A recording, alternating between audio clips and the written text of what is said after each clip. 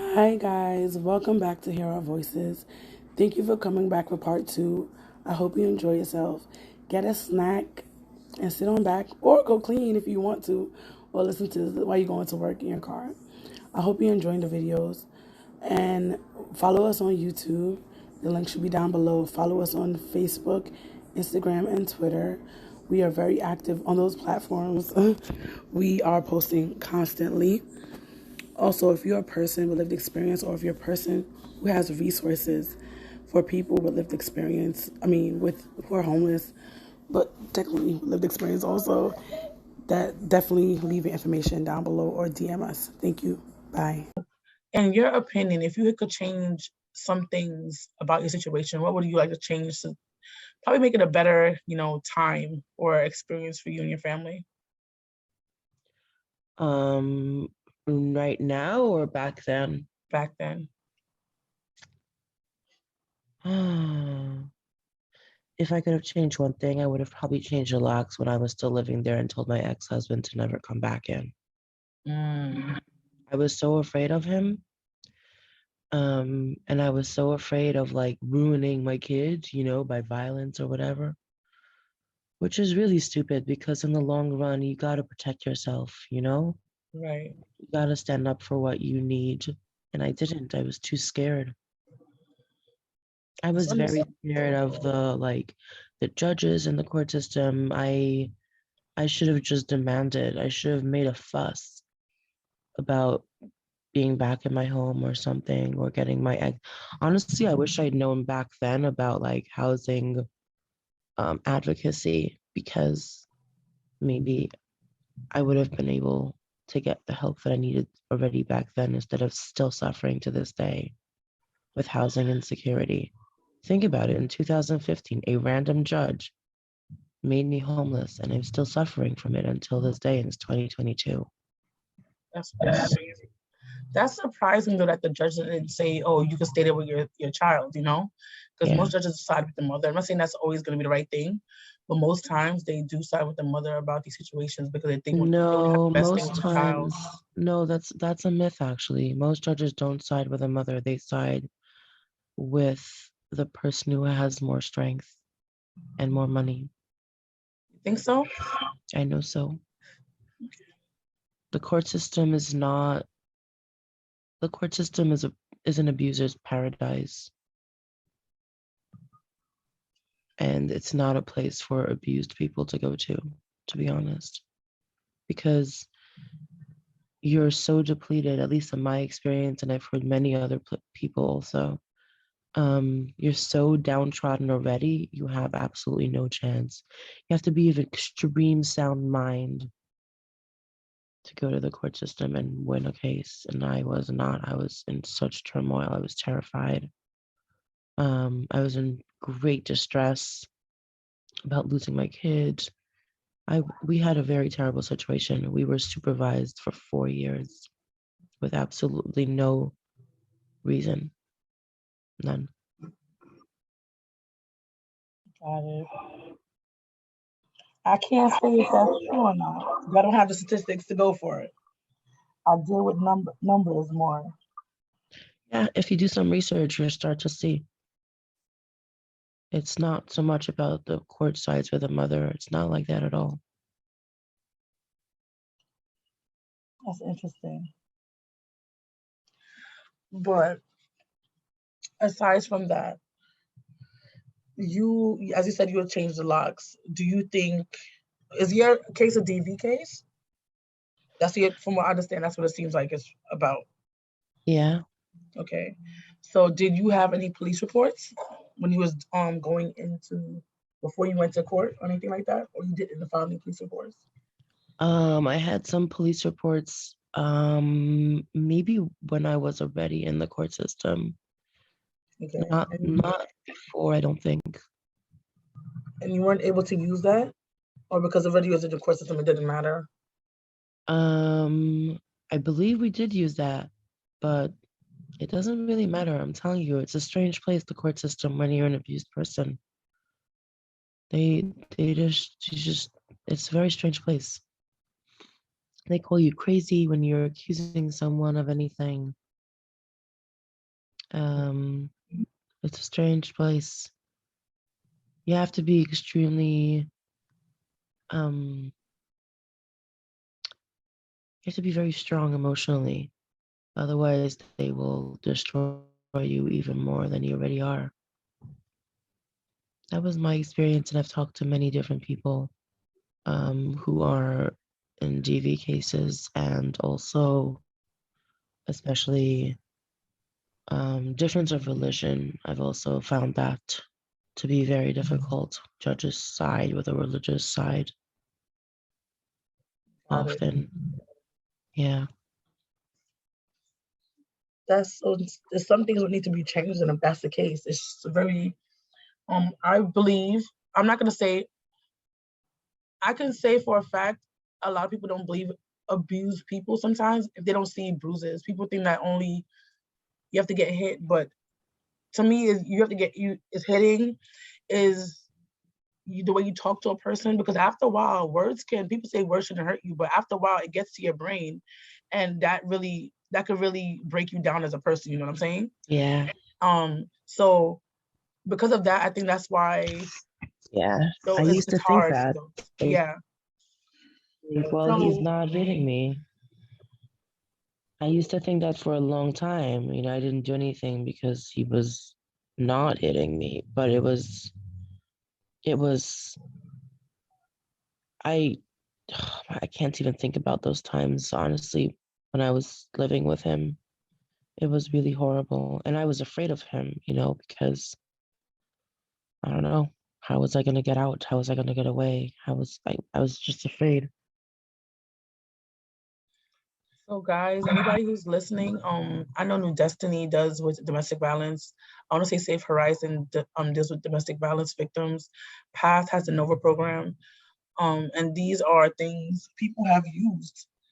I'm not gonna say these like before Path. You don't make the system use you, you have to use the system. It sounds so bad, but it's true, guys. If you're in a situation and I know you want to get away from the person, you feel like you're depending on this person for everything, I can't say because I've been in a situation that you should just, up and leave. But it gets to a point that I know people this has happened to. If you don't leave them, and even after you leave them, they try to come after you, it can get violent. It can get worse than the beatings that you were getting before. You can lose your life. Your kids can lose their life because that person's like, oh, I can't have you, nobody can have you. Please try to find somebody who can help you in the situation. If the cops not help you, because sometimes they don't see it, go to an organization what does this every day. Because one thing, like, granted, cops might see this a lot because there's a lot of domestic violence calls into cops all the time. But sometimes the cops say, okay, and they leave and they're like, don't make it happen. Like they're very passive about this. Go to the organization, call 311, see which one is closer to your house, and get help. Don't feel like, oh my God, people can look at me. It doesn't matter how people look at you. It matters about you keeping you and yourself, keeping you and your kids safe. And that's all what matters. So if you need the help, please get the help. Your life is not worth you dying over because you're too scared and you feel like you can't get these things. And granted, I'm a person who's not like, oh, I never been through it, but I've seen enough people who wrecked their lives and they just almost lost their life because of situations like this. Please get the help as much as you can, please. And the process might be long, it might be boring, it might be like, well, I have to do this, but it's the best thing for your life. Do you want I to add agree with, anything? I agree with every single word you just said, because that was all the thoughts that I had. I was thinking, oh, what are people going to think? I was thinking, oh, what am I doing to my son if I go to a shelter or if I go to like a DV, organization? I was so afraid to go. And I was very afraid to leave, but honestly, I wish I had left the second that the first week that I was married to him and I knew that I didn't want to be married to him. And I just stayed because I was afraid. I didn't know how to leave. It was a really terrible situation. Just leave, honestly, pack your bags and go. Everything else can be replaced. Um, I was afraid to leave and I didn't, and I kick myself for it every single day because it just continued to get worse. It looked innocent and it looked okay, but it really wasn't. And then it got worse and worse and worse. And I'm still suffering from him to this day. We're divorced, but he has custody of our kid. And my kid is You know, this going through the same thing that I went through, and in a way still am, emotionally abused by him. And that's sometimes even worse than physical abuse because it is so innocuous and it's hard to spot and it's very hard to heal from. Honestly, I've lived through physical abuse from my dad. That's easy to get over. It is. The emotional abuse can take a whole life to get over, if ever. I was afraid that I didn't belong in the TV organizations because I didn't have any bruises, right? But if someone makes you so afraid and so uncomfortable, then that's not normal. Right. And the abuse became much worse after I went to court. It became much worse, stalking, harassment. It was horrible. It's horrible. Wow. Also, guys, if you can get therapy, if you can afford it, they have different counseling sessions what's kind of is free. Definitely look into those things because, as you said, it's hard to get over. And it can take a lifetime to get over these things. And it's a lifetime looking over your shoulder. I feel like it's something gonna happen. Like I went into I want to say regular shelter, but regular family shelter, and I always thought in my head, like, how people gonna see me? People gonna tell I'm homeless, like, just by looking at me, by smelling me. And it's like, mind you, I had a shower every day. But it's just like, in your mind, is the worst enemy you can have. Your mind can turn you off from doing certain things. And even if it's helpful, I don't want to sleep in the street. I don't want to have my daughter in the street. But it's like, how are people gonna see me? Like, it doesn't matter how they see you. It's what can you do for yourself to make yourself better? And you're stronger when you do something for yourself instead of not doing something for yourself at all, Yeah. So, yeah, it's crazy. But I'm happy you got out of that situation, but you said you still are dealing with it right now. But you could have lost your life if you stayed there in person with the person all the time. I So, think that also. I think that if I would have stayed, I would have probably, I think that all the time. I think, oh, maybe I should have stayed because it's easy to get into the headspace of, oh, I had a home and I had stability. I should have just stayed there, right? Instead of experiencing this homelessness and this poverty and all that stuff. But then I think if I would have stayed, I would have probably died. see, and we don't want to think those kind of thoughts, So it's better if you just Yeah. get the help and not in the hospital. Just get the help you need. I know it can be scary. I know it can be hard, but it's better for you. It's better for your children. And if you don't even have a kid, don't think that's not good. No, it doesn't matter if you have a kid or not. Just get Yeah, the I used to help. think also, I used to think, oh, you stay for the children. Never stay for the children. You Right, leave because of the children. right. Definitely true. Can you tell us? I don't know if you are okay with telling us some of the warning signs you thought you missed because of thinking that it was okay. Because you said after like a week or a month, I don't remember exactly what you said. You knew that you didn't want to be married anymore. What's some of the signs that you missed or just kind of brushed off because of everything was going on? So in my case, this was an arranged marriage. Okay. So that's, it could go well in arranged marriage and it can go also really not well. Right. And I also grew up in a family where people didn't really listen to you, or I didn't feel safe enough to express my thoughts. And I saw marriage as a way out of my family. But I already knew before I married him, I was like, oh, this feels like the wrong guy. Sometimes you just know. Right. But I didn't really know what to do with that. And I wasn't going to say anything to my parents because they're not understanding people. They're just a little bit, I don't know how to describe them. They're not compassionate. They don't have the capacity to like hold feelings or emotions or otherness. I don't know how to explain them. And I just stayed quiet and was just hoping for the best because, I didn't have a reason as to why I didn't feel comfortable marrying him. I just didn't feel comfortable. I felt very uneasy. And I also grew up with like thing that, oh, you grow together and you create love and stuff like that.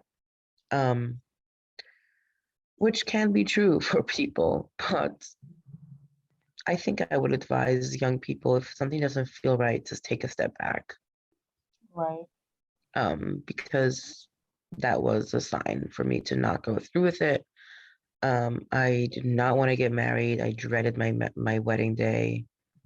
Um, and then that first week was really just hell because I felt so uncomfortable and did not want to be there. Um, and I was like a good girl, right? You just do what you're told. And so you get married and you have sex and you don't take birth control because that's against your religion. Right. And then I found myself pregnant within a month and I was just devastated because, again, once you have children, there's no way out, which is such a damaging thing to think. I don't care what culture you grew up in. You have the right to your own body. You have the right to create the life you want. You can do that. Don't listen to the things that don't feel right to you. I wish I had listened to myself and I had taken responsibility for my own self, my own actions, and like honored my body's wishes and honored my emotional desires to feel okay and to feel good. But I was just so scared. I just followed what was told of me and I suffered for it. Don't follow what is told for you. Follow what you feel is right. Even if it ends up being a mistake or not a good decision after you do that, it's still yours and Right. you get to decide it. And you can, adjust accordingly with whatever ends up happening, but at least it's yours.